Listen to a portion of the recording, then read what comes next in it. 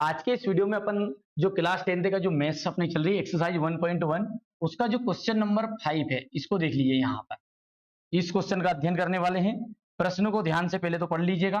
क्या ये बोल रहा है प्रश्न में कि जांच कीजिए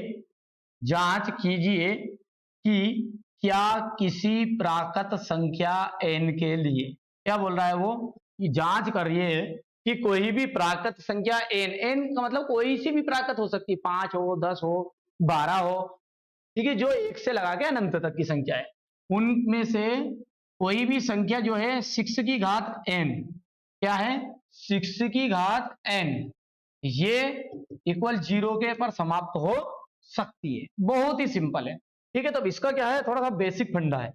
बेसिक फंडा ये है, ठीक है। तो इसका कुछ बेसिक फंडा है और बेसिक फंडे को अपन ध्यान से देखते हैं। मान के चलिए कि मैंने बोला यहां पर 10, ठीक है, क्या बोला 10 बोला, और ये 10 जो है ये शून्य पर समाप्त हो रहा है जैसे ये। तो यदि इसके गुणनखंड निकालू मैं तो यहां पर देखिए 2 पंजे 10, 5 करना 5, क्या आया है बेटा 5 आया, ठीक है। यदि हम बात करें 20 लिख दिया मैंने, मान के चलो 50 लिख दिया, फिर 2 से देंगे 25 बार जाएगा, फिर अपन देंगे 5 से 5 5, और उसके बाद में भले ही ये 500 लिख दो, भले ही 250 लिख दो, लो साहब, तो इसको करेंगे ना 2 से तो कितनी बार जाएगा, 2 एक करना 2 और 2 दूने 4, 2 पंजे 10, फिर 5 से जाएगा, 5 दूने 10, 55 25, फिर 5 से जाएगा, फिर 5 से जाएगा और खत्म हो जाएगा। आपके सामने मैंने 3 एग्जाम्पल दिए और हर संख्या शून्य पे समाप्त भी हो रही है। देखो गौर से, पीछे से 0 आ रही है।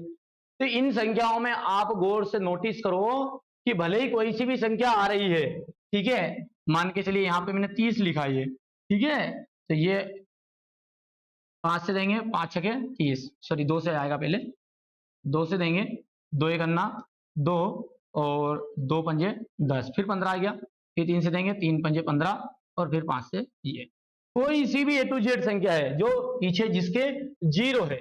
देखो कौन से इन सभी संख्याओं में एक चीज आपके सामने कॉमन आ रही है कि हर संख्याओं में एक गुणनखंड 5 है, यानी 5 तो जरूर है, भले 2 आए 3 आए भले 7 आ जाए कितने आ जाए पर लेकिन 5 जरूर हो रहा है। तो यहां से अपन एक बात फोकस करेंगे, नोटिस करेंगे कि यदि कोई भी संख्या, ठीक है, शून्य पर समाप्त होती है, यदि कोई भी संख्या शून्य पर समाप्त होती है तो वहां 5 से विभाजित होगी। किससे विभाजित होगी, 5 से विभाजित होगी, ठीक है। क्या बोला है मैंने लाइन कि यदि कोई भी संख्या शून्य पर समाप्त होगी तो वो 5 से विभाजित होगी। लिखते भी चलिए, पांचवा प्रश्न है ये है, यदि कोई भी संख्या शून्य पर समाप्त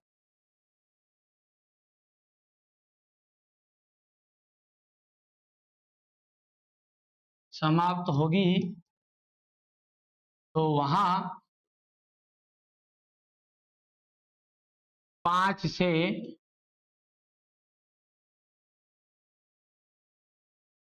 विभाजित होगी,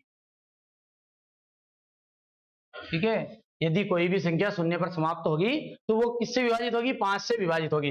अर्थात इसका मतलब क्या है, इसका मतलब है कि उसका एक गुणनखंड 5 जरूर होगा। जिस तरह अपन ने अभी एग्जांपल देखे, 20 के देखे, 10 के देखे, ठीक है, तो यहां से अपन ने जैसे किया इसे, तो इसमें कितना निकल कर आया था, यहां से भी इन दोनों में देखो जो भी संख्या 0 पर समाप्त हो रही है उसके अंतर्गत उसका गुणनखंड एक 5 जरूर हो रहा है। तो बस यही लाइन लिखी अपन ने भी, यदि कोई भी संख्या शून्य पर समाप्त होती है तो वहां 5 से विभाजित होगी, अर्थात उसका एक गुणनखंड 5 होगा। अब ये तो बेसिक फंडा हो गया। अब चलते हैं इसके सवाल के ऊपर। सवाल में क्या बोल रहा है ये, ठीक है, कि क्या 6 की पावर n ये शून्य पे समाप्त हो सकती है क्या। तो भैया यहां पर अपन लिखेंगे कि 6 की पावर n, यदि इसकी आप अभाज्य गुणनखंड निकालोगे तो 2 गुणित 3 निकलेगा, और अपने को चाहिए था भैया 5, कहाँ है ये, यहाँ है, अपने को चाहिए 5, तो है क्या 5, यहाँ 6 की घात n के गुणनखंड कितने हैं, 2 एवं 3 हैं, 5 नहीं। अब बताओ, जब 5 नहीं आया तो क्या शून्य पे समाप्त होगी, नहीं होगी, इसलिए और अब बाकी जो आगे की प्रोसेस है इसलिए के बाद की वो सब प्रश्न में से लिखेंगे। इसलिए यहां से किसी प्राकृत संख्या n के लिए संख्या 6 की पावर n अंक शून्य पर समाप्त नहीं हो सकती है, क्या लिखेंगे, अतः इसलिए किसी प्राकृत संख्या n के लिए, इसलिए किसी प्राकृत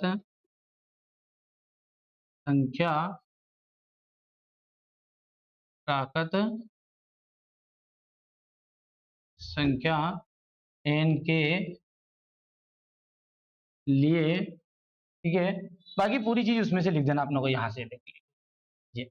इसलिए किसी प्राकृत संख्या n के लिए संख्या 6 की पावर n अंक शून्य पर समाप्त नहीं हो सकती है, बस इतना सा लिखना है, नहीं हो सकती है, लिख दोगे भैया, ठीक है, बिल्कुल अच्छे से तैयारी करनी है आपको,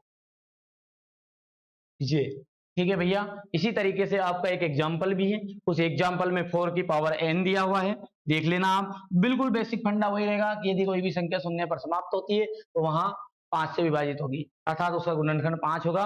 अब यहाँ पर 4 दिया है तो यहाँ पर आ जाएगा 2 गुणित 2, तो यहाँ 4 की घात n के गुणनखंड 2 और 2 है, इसलिए ये सामने वाली भी शून्य पर समाप्त नहीं होगी, ठीक है। देखिए हर वीडियो में अलग अलग वीडियो में मैं अलग अलग क्वेश्चन पढ़ा रहा हूँ, जितने भी आईएमपी क्वेश्चन है उनको भी कवर कर रहे हैं, एक्सरसाइज कर रहे हैं।